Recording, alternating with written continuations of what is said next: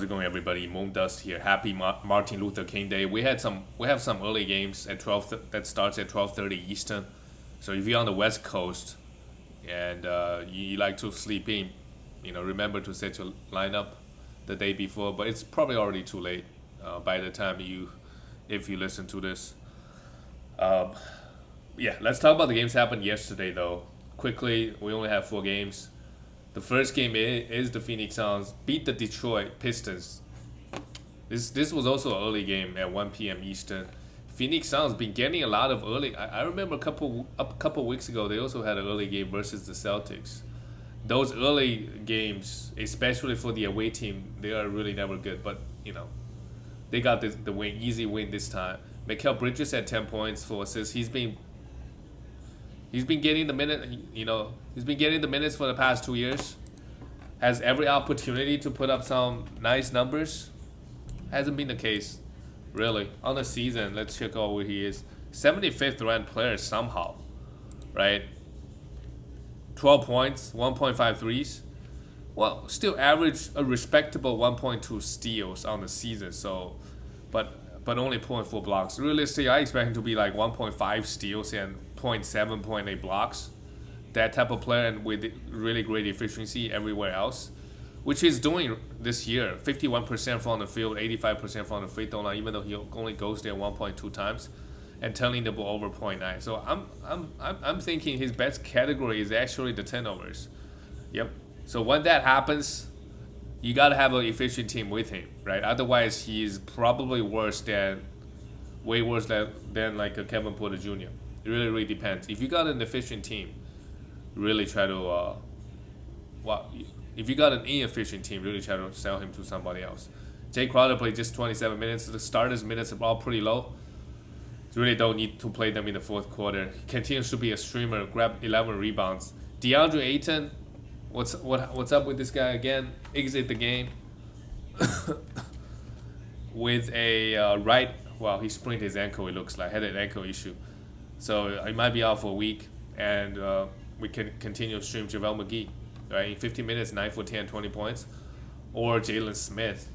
Both guys in just 20 minutes can put up some pretty good numbers. Depend on what you need. If you need field goal, definitely go with JaVale McGee. If you need multiple categories, because Jalen Smith, I think, has got a better offensive game. Can shoot a little bit threes, but I would obviously prioritize JaVale McGee in the next week. Really good field goal guy, as we see here, 9 for 10. Especially if they're playing some bad defensive teams. 9 for 10 for JaVale McGee is not too crazy. Devin Booker, 30 points, 4 assists, and 4 rebounds with no defensive stats, and 7 for 10 from the free throw line. He's been putting up pretty decent counting stats all season. It's just, the other stuff. And Chris Paul, easy game, 10 points, 6 assists, a steal on the block. And okay game, man. Cameron Payne went off. Played 31 minutes, really high minutes, 20 points, but we could stream this guy for assists and really, if they got a good schedule. Otherwise, his minutes is inconsistent, his production is consistent. All right, let's look at the Detroit side. Isaiah Stewart played just 23 minutes. He's still a hold. He's been blocking a lot of shots lately. Still, there's any other center they want to develop on this team. So they're going to keep starting him. They're going to keep giving him the minutes if he's not in foul trouble. 23 minutes also because the game was a blowout. So everybody's minutes was a bit low. Kate Cunningham got ejected. I think third in the third quarter. Very, very soft ejection. Before he left, he was having a great game, 9 for 15. 21 points and 4 assists. Kaden Hayes, we could stream him for some defensive stats and assists. He's been pretty solid in the last week. One game he had a 4 steals game. He can also block a little bit shots. And, he's a guy that will come in and play 25 to 30 minutes. So we can feel pretty good streaming this guy. Hamidou Diallo still got 29 minutes, but we already have Kelly Olynyk, doubtful. So when Kelly Olynyk comes back, he's going to play 20 minutes at least, I think. And when Jeremy Grant eventually returns, Diallo is going to have 0 value. We could still ride him for a few more games to see what happens. Sadiq Bey hit 2 threes and 8 points. Not an okay game. Consider Well, he still played 29 minutes. But consider how well he played in the last 2 weeks. We're gonna give him a pass here. All right, let's talk about the next game. He's still a hold though. The Rockets beat the Sacramento Kings 118-112. This is a great win for the Rockets. And the Rockets do not have a great schedule, so it might be good to think ahead. If you got Kevin Porter Jr. and Jalen Green, Kevin Porter Jr. had 6 turnovers, but other than that, 6 for 6 from the free throw line is great. 6 for 12 from the field is great. But the next game, he could very well go 3 for 8 from the free throw line and 2 for 12, and have 6 turnovers again. But really think about the strategy with them the next few weeks, especially I think Kevin Porter Jr. in some circumstances you want to hold on to him because the assist and the defensive stats. Jalen Green, I'm not sure you're really holding him for the upside. I don't really see it this season. So if you try to win games and they only, the Rockets gonna have a couple weeks with only 2 games. So think about dropping him and stream that spot. At least that's about what I would do. Christian would probably not just hold. Really good game here. 23 points, 14 rebounds. But with him, if he's still the starting center next year for the Rockets, I don't know what's gonna happen with Shingle. But remember to pound free throws with him. Hit 3 threes, 14 rebounds is nice. 2 steals and a block. I mean, did a bit of everything. Overall, a really nice game against the Kings. The Kings are also known for very fast pace, and the opposing team always gets a bunch of defensive stats from them as well. Jason Tate, 27 minutes, not the must-roster guy, considering they got 2 games next week. And long-term wise, really, I mean, how much value does really he have? He might have a week where he's a top 50 player, but otherwise, he's just like top outside the 100, and the minutes is not even that high. Eric Gordon continues to get minutes. I don't know why, and continues to start. He's a prime trade candidate. So if he gets traded, then it opens up minutes for some of the Amoni Brooks, Garrison Matthews, those guys. But for now, all the Rockets bench guys, they are not really getting enough minutes. So we could just leave them all on the waiver wire. All right, let's talk about the next thing. The Kings. Rashawn Holmes came back, plays just 15 minutes. The conditioning thing, I mean, he has not been good this season, but whenever he played, he was all right. Let's see, on the season, Rashawn Holmes is a 77th ranked player. Ranking-wise, he should be top 50 easy. His game just fits fantasy super, super well. Really high field goal, not a bad free throw shooter, doesn't turn the ball over, all that type of stuff, and can block a little bit shots. So he's one of the biggest field goal anchors out there. So I would just hold on to him. Chimezie Metu played 26 minutes. Marvin Bagley was out, so let's not read too much into it. Harrison Barnes had 2 steals and 12 points. He's fallen off a cliff. He's a guy that we could stream in and out of the lineup. I don't think he's a must roster. If the Kings got a 2-week schedule, you could move on from him. Terence Davis came in, played 37 minutes. He's a guy we could look to stream in the short term, depending on the Kings' schedule, because the news Halliburton was placed into the protocol, so he's gonna be missed out for a week. So you could stream Terence Davis for a week, but when he does come back, he's not gonna have any value. De'Aaron Fox also gets rejected. Thought he was gonna go off this game, didn't really. But I expect him to have a few huge games with Tyrese out. 14 points, 4 assists, and 3 rebounds, and bad from the free throw line again. But he healed. After some struggles, he's been getting. He also had 4 steals as well. Forgot to mention, Terence Davis also had 4 steals. The old Rockets is back when you play against Kevin Porter Jr. and Jalen Green, right? They're gonna stow the ball away quite a few times.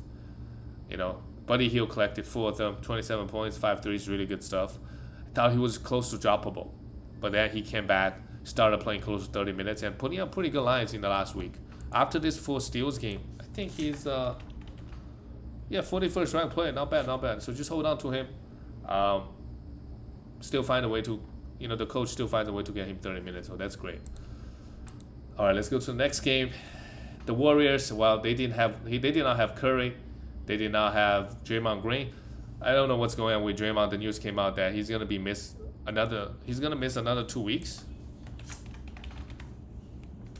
Draymond Green, I think last year he also missed a bunch of games. Whenever he plays, he's obviously a beast if you pounding points and threes. But this is nothing new. So maybe in the later years, you got to consider you gotta look at him as kind of a quote unquote injury prone player. And the Warriors, they like to rest guys, as we all know. So how many games are you really gonna get out of him every year? That's a key issue. But when he has it on, he could be a top 20 player in 9 category leagues, given the defensive stats and the assists he's getting.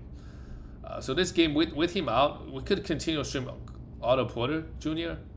and some of the other guys. Gary Payton could still maybe have some minutes.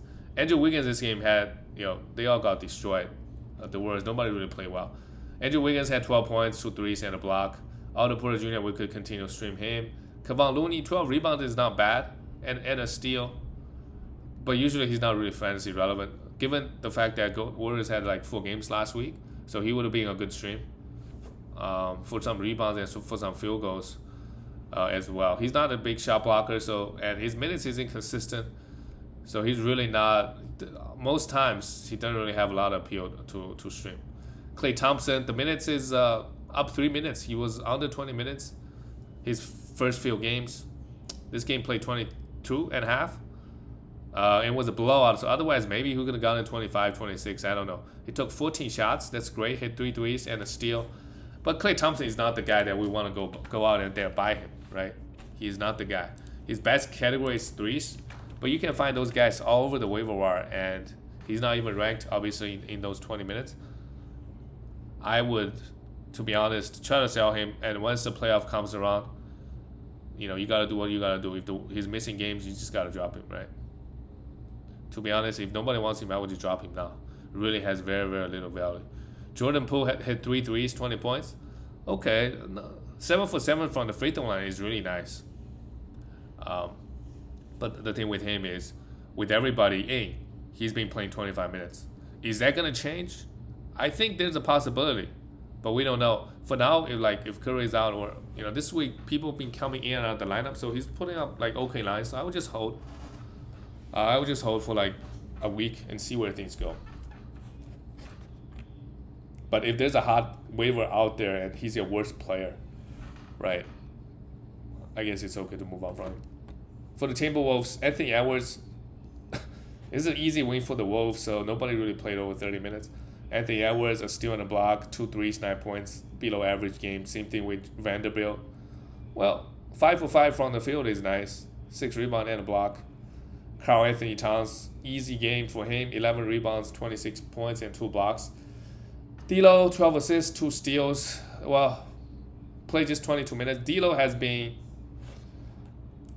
I don't know. If you're counting a few categories, he's been fine. Actually, on the season, 63rd ranked player. So he's been more than fine. Averaging 7.1 assists. That's probably his best category. And hits a lot of threes. He hit 3 threes a game. And making his free throws, I suppose, 81%. And 2.6 turnovers compared to old D'Lo, that's also not too bad. So a lot of value coming from the assist. 7.1 is huge, to be honest. Maybe top 15, top 10 in the league. 7.1, let me just check that out real quick. 7.1 assists. Is that top 10 in the league?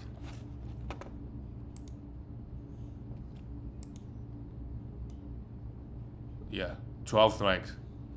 Now that Damian Lillard is out. So really, really good assist guy. There are also like a couple areas he could actually improve. Like 0.9 steals, he could do more than that. He could be like 1.2, 1.3, I wouldn't be surprised. And 40% from the field, maybe that could go up. Just a tiny bit. But overall, I'm surprised he's 63rd ranked player in 9 category leagues. I guess 2.6 turnovers is really good for him. Patrick Beverly played 25. He's a must roster guy at the moment. Provides solid numbers across the board. Let's see where he has the last 2 weeks. 48th ranked player, yeah. You gotta have him. If he is out on the waiver wire, there will be games where he scored like 2 points, but he's very, very solid assist. He's been averaged 6 assists in the last 2 weeks, 1.8 steals and 1 block. Those are pretty good numbers. Efficiency is rough, but he doesn't really shoot that many shots or go to the free throw line much, so that's fine. Malik Beasley had 16 points, and not worried about him. Timberwolves got a lot of good fantasy players. Even Malik Beasley, given 30 minutes, he could be rostered. Jaden McDaniels, they all have a couple of categories. Like Jaden McDaniels, a defensive specialist. He blocked a lot of shots. Added in 2 steals. Naz Reid, I know whenever he gets minutes, he's a beast. There are a couple of teams in the league. Like, hey, if some main guys gets injured, Grizzlies is another example. If main guys get injured, there's so many guys off the bench you can just put up, be like that top 50 player. Given the minutes. Nathan Knight is also solid. All those guys. All right, let's talk about the last game of the night. A day after Denver destroyed the Lakers, they got destroyed by the Jazz. The Jazz needed Rudy. They need Rudy to win some games. Great game. First game back right off the bat, played 35 minutes, had 2 blocks, 19 rebounds, 18 points. A plus 36 while their quote-unquote best player, Donovan Mitchell, was a -4. So I think, Jazz is gonna win more games with Rudy, without Donovan Mitchell, versus the other way around. Rudy is probably their best. Not probably. I think Rudy's the most important player on this team. Donovan put up better stats though. Well, it's about the same. Sorry. Donovan Mitchell, because he's a guard, he gets more recognition nowadays in the NBA. 31 points, 2 steals. He's been good this year. I mean, better fantasy player than Rudy Gobert. On the season, he is, let me check out the rankings. Yeah, 14th ranked player. He could be inside that top 15, top 20 if he can. Yeah, I think he's a top 20 player. 14 is maybe a little bit too high. Like, if I can get Anthony Davis when he's back, like, you obviously do it. If you can get Paul George, if he's back and healthy, like, you do that as well. But otherwise, very, very solid. Mike Conley, just 24 minutes, 6 assists. Not the most attractive option in fantasy at this point of his career. Bogdanovich had 21 points. Bogdanovich also, all season, pretty, I think he's having a better year than last year, but still just 120th ranked player. 18 points is 9, 2.6 threes. Everything else is, my God, 0.5 steals and 0 blocks. So, not saying you have to pound defensive stats with him, but he's really not getting you any most nights. Royce O'Neal, 11 points, 2 threes, an okay game. He's a guy, if the Jazz got 3 games in 4 days, you got to go and stream him. All right, let's look at the Denver Nuggets. Nikola Jokic, not an easy game because they lost, but still put up a really great line. A big triple-double with 2 steals. Will Barton, 6 for 17. Struggled with his shot, but counting stat-wise is pretty good. Jeff Green, not so much. Aaron Gordon also had a 20 points, 7 rebounds, 6 assists, and steal. But this Denver squad, man, other than Jokic, who is the #1 player in fantasy, everybody else is really mad. Well, given the fact that Jamal Murray and Michael Porter Jr. are both out. To be honest, once the fantasy playoff comes around, now those guys are must roster. Even Will Barton, right? He'll give you 15 points, 4 rebounds, 5 assists, which you're not going to find a guy average with that average. But if the Denver don't have a good schedule, you're probably better off streaming some other spot. All right, that's it for all the games, guys. I will see you later.